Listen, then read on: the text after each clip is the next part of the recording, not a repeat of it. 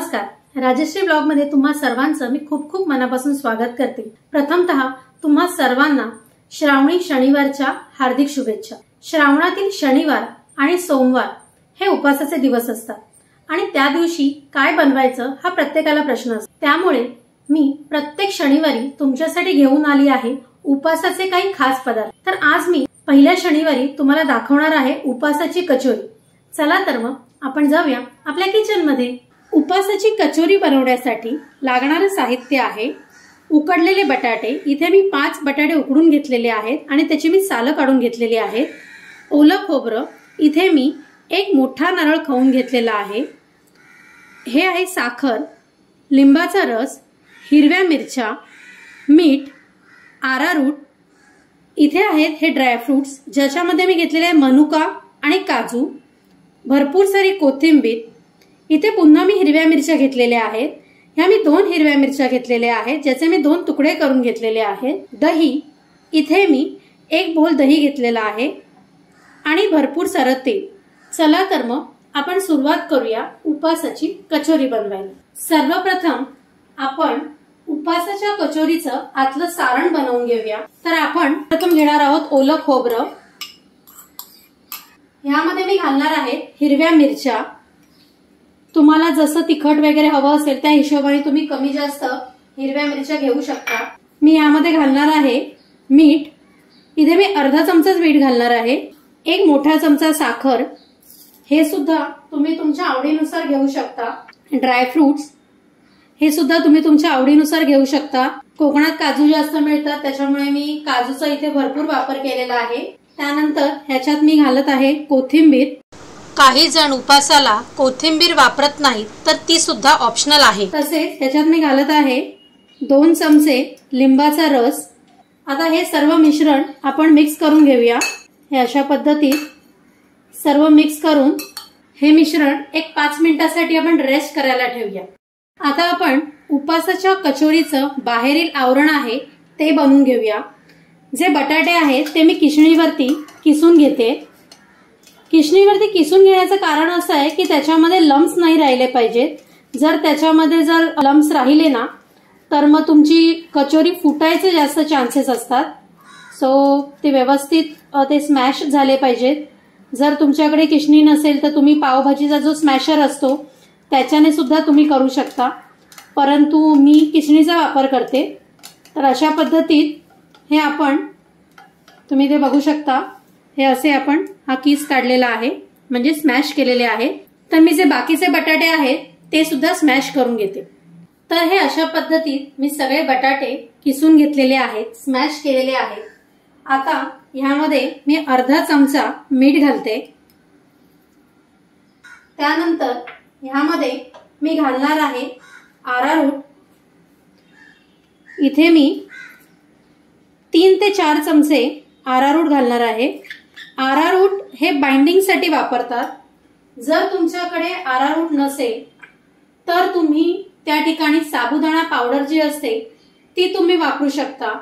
आता उपवासामध्ये आपण आरारूटची पावडर वापरतो किंवा साबुदाण्याची पावडर वापरतो। जर तुमचा उपवास नसेल आणि असंच तुम्हाला बनवायचे असेल तर तुम्ही कॉर्नफ्लॉवरचा सुद्धा इथे वापर करू शकता। तर आता हे सर्व व्यवस्थित मिक्स करून घ्यायचं आहे।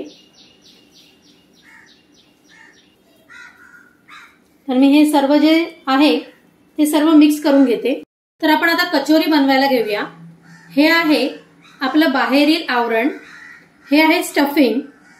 इथे मी आरारूट डस्ट करून घेतलेला आहे। तर आपण असा गोळा घेऊया। हा लिंबा एवढा आपण असा गोळा घ्यायचा आहे। तुम्ही याला तेलाचा हात लावून जरी घेतलात तरी त्याची वाटी अगदी व्यवस्थित होईल। ह्याच्यामध्ये एकदा आपण हे सारण व्यवस्थित मिक्स करूया आणि ह्यामध्ये मी हे एवढं सारण असं भरून घेते। याच्यात हे अशा पद्धतीत सारण भरून घेतलंय आणि आता आपण याचा असा गोल करून घेऊया। हे स्टफ झालेलं आहे। हे अशा पद्धतीत हे तुम्ही बघू शकता। असा व्यवस्थित असा गोळा तयार झाला आहे। तो आपण असं हे थोडंसं याच्यामुळे थोडंसं कोट करून घेऊया. याचं कारण असं आहे की जर समजा तुमचं हे जे आतलं जे स्टफिंग आहे म्हणजे ते जर बाहेर येत असेल तर ते जे वरचं कोटिंग आहे जे आपण आता अरारूटचं कोटिंग घेतलेलं आहे तर त्याच्यामुळे आपली जी कचोरी आहे ती फुटत नाही.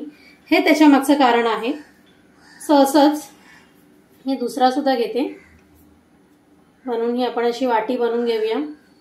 जर तुम्हाला हे गोल नको असेल चपटे हवे असतील तर तुम्ही तसंही करू शकता. पण सहसा ती कचोरी असल्यामुळे आपण त्याचे गोलच करतोय.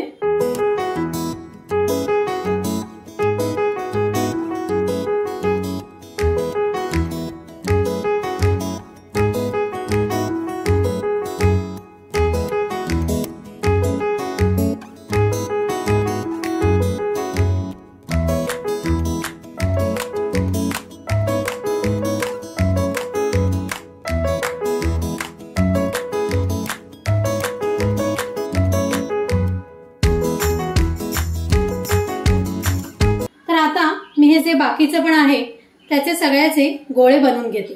तर हे अशा पद्धतीत आपल्या सर्व कचोऱ्या रेडी झाल्या आहेत. तर आता आपण फ्राय करायला घेऊया. आता आपण उपवासाच्या कचोरी बरोबर जी चटणी खायची आहे आपल्याला ती आपण कशी बनवायची ते मी तुम्हाला दाखवते. आपण इथे घेणार आहोत कोथिंबीर, हिरव्या मिरच्या, थोडंसं मीठ, त्यामध्ये आपण घालणार आहोत 3 चमचे दही. त्याशिवाय मी याच्यात घालणार आहे अर्धा चमचा लिंबाचा रस, त्याच्याबरोबर थोडीशी साखर. इथे थोडंसं सारण उरलेलं आहे तर ते सुद्धा मी याच्यात वापरते.